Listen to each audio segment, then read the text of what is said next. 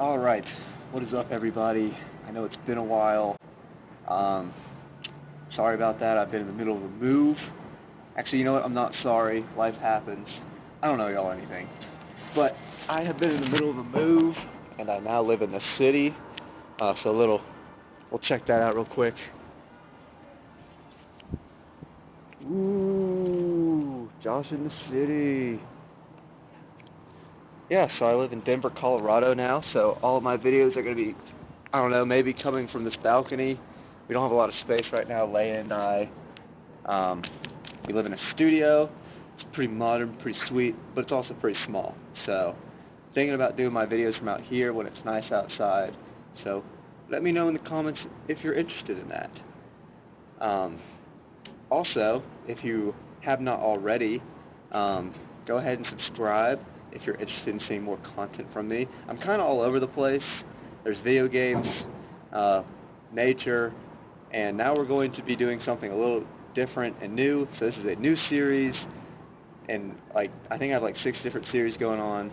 But stick with me because this is going to be a really good one because we're going to be doing book reviews and impressions. I wanted to do this series because I don't know, I just feel like I need to read more. If you know me, you know I don't read as much as I should. I mean, I'm not illiterate. I read online and stuff, but mostly articles. I don't really sit down and read books. And for the longest time, I just couldn't find anything fiction-wise that grabbed my attention. So that leads me to our first book in this series, Forest of Fortune, a novel by Jim Ruland. Just a little backstory. Jim Ruland, I'm going to read the blurb on the back, is a veteran of the U.S. Navy, author of the short story collection Big Lonesome, and co-author with Scott Campbell Jr. of Giving the Finger. Nice. He is the book's columnist for San Diego City Beat and a contributor to the L.A. Times and Razor Cake. He runs the Southern California-based reading series Vermin on the Mount, now in its 11th year. So that's a little backstory on Jim Ruland, and I guess a little backstory on the book. I actually found this in Athens, Georgia, at the public library. They do this awesome book sale twice a year.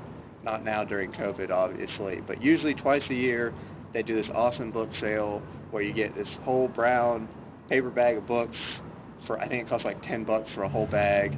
And this was just, it looked like it had a cool title at the time. I was like, oh, skulls, man, that's pretty cool. It's got to be a good read. And you know what? It turned out to be a good read.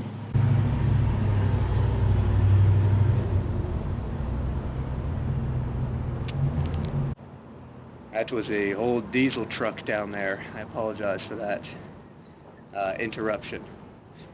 But yeah, so let's get into the book. So it follows 3 main characters. It follows Pemberton, Lupita, and Alice. And it follows them, so it's 3 different storylines all in the same setting. It's the setting of a Native American casino out in California, I believe. Maybe it's in Nevada. I'm a little shaky on that part. But it's a Native American, so it's on Native American land, that idea. But anyway, the novel, it's a really good read. So you start out reading about Pemberton, and his story was my favorite of the 3. He's got some issues, some personal issues. He's in marketing, so he's really good at his job, really creative, but he's got some alcohol and cocaine addiction problems, which loses him to break up with his fiancee, wife, Deborah, and he's pretty much on his redemption tour to prove that he can stay off this stuff, so he's going to go find a new job at this casino, but ultimately this casino leads him back down a path of addiction, and he starts doing drugs and drinking, so that's bad for him, but it is an entertaining read while he's going down that path. Spoilers? I should probably say that. I'll try not to spoil too much about the actual story, but I think it's a little too late for that. The other 2 characters I didn't find as interesting, but they're still interesting to read about. There's Lupita, who she's addicted to gambling and pretty much ignores her family while she gambles, but she's also pretty good at it. So that's kind of her whole storyline. And then there's Alice, who is Native American, but she's not from the same tribe that owns the casino she's currently working at. So she's got like a lot of family issues that she's got to delve into, and that's kind of what her story arc is about. Take a little water break.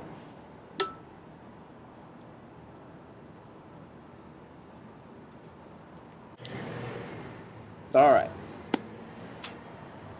Yeah, so those are like the three main characters, and then you basically just follow them as they go through their stories. I will say, as I was reading it initially, I was kind of waiting for the plot to heat up. I was kind of wondering, okay, where is this really going? I will say the ending is satisfying enough that you will want to read through to the end. But like I said, while I was reading, I was like, where's this really going? Which I guess you could say is a bad thing, but honestly, it's so well paced. The characters are really rich. I haven't even mentioned all the minor characters. There's this one guy named Onan, who is Pemberton's boss. Like I said, that's my favorite story. But Pemberton's boss is Onan, and he's just this awful, awful human being. But it's also really funny just to read about him. But yeah, really good book. If you're into, I guess, kind of mystery fiction, if you're into character building, that's my big thing. I love novels that build really rich environments with these really vibrant characters that are kind of weird. And I think this novel accomplishes that. But yeah, that's my final review on Forest of Fortune. Very good book. I'll give it 4 out of 5 stars because it's my first one. It was actually so good that I decided to reach out to the author, Mr. Jim Rulin, to let him know my opinion. He sent something back to me, and I'm going to share it with you today. All right, let's start from the top. How do I get this sideways? So I tweeted to Jim Ruland on Twitter, known as @JimVerman. That's his Twitter handle. So I said, hope you can see that. Just finished Forest of Fortune by Jim Berman. Really enjoyed it! Exclamation mark. I'm a big fan of exclamation marks in digital communication. I'm excited to meet people. Jim seems to also be a fan because he responded with, "Thank you!" Exclamation mark. Glad you enjoyed it. So that was really cool. He reached out pretty much immediately after I tweeted. So cool to have a little connection with the author, you know what I'm saying? So then after that, like a few hours later, this other guy named Ryan Seaman on Twitter, or @Seabass, responded with this. What did you think of Jasper and his friend, though? And I didn't go into that, but Jasper and his friend, who's referred, I think his name is Kyle, are two guys that Pemberton works with in his story, and they're always playing pranks on him. And I thought they were pretty funny, so I responded with, I thought Jasper and I think Kyle could be, I don't know, something about being funny. Maybe they're jerks, but I think Pemberton's really just, so negative it makes him seem like it. So I was just having this discussion with this dude, and then he seemed to really like my interpretation, because he said, spot on. And then it doesn't stop there, though, because the author chimes back in, Jim Ruland. I guess Ryan Seaman and Jim Ruland are buddies, and I got caught in this inside joke, because Jim goes on, I know you are enjoying this, Ryan. So yeah, I don't really know what that's all about, but Jim Ruland or Ryan Seaman, if you're watching right now, I want to know what you're talking about. What's the joke? You can't just leave me hanging like this. Or you can, I don't know. But just curious. But yeah, so that's the end of this video today. Thank you for watching. Like I said, if you want to see more book reviews, like this video, subscribe, and drop a comment if you're interested in maybe any book recommendations or doing some kind of book trade type deal. But thanks for watching.